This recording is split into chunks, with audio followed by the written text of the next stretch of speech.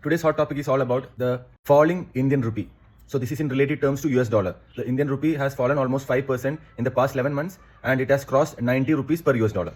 So is there a relevance of this? People are telling that Indian economy is not doing well. Indian economy is in a bad shape. Hence the Indian rupee is falling. So let me decode this for you.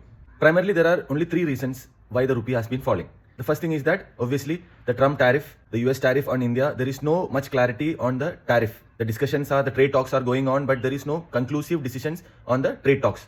So the 47% tariff and all those things are still there, and because of that, there can be impact on the trade of India with US. Now the second thing, as we as stock investors, is that the foreign investors, FII, has been selling around 1.48 lakh crore from the Indian stock. They have sold, but the DII, the domestic institutional investors, including the mutual fund institutions, has been buying and replacing the stake of foreign institutions from our market capitalization of the stocks in India. So this is slightly negative, but then the positive part is that now if there is a market correction, overall market correction, because the US debt bomb explodes, then if there is a recession or overall economic crisis worldwide, then India will be less impacted because the percentage of holding of foreign institutions have gone almost 4% less now, and DII has increased their stake, replaced that stake.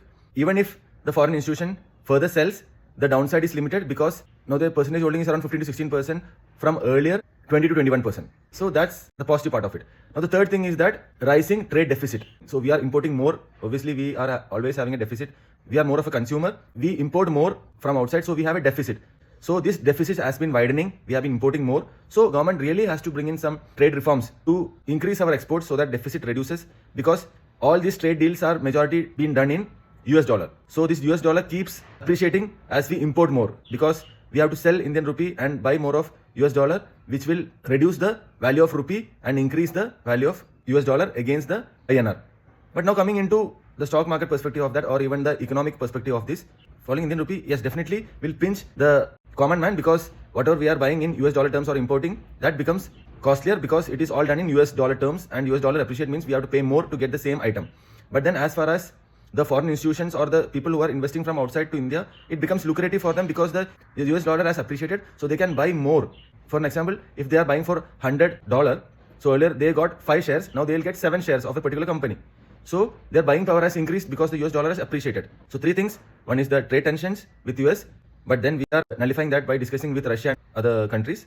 Then second thing is about the FII sell-off, and third thing, the widening trade deficit. But the so-called panic which is happening that it has touched 90 rupees is nothing to be looked into, because devaluing INR many times lead to more trades being done with India by other countries because of the attractive valuation of the INR. So this is one positive way of looking at it. See you next video. Till then, happy investing.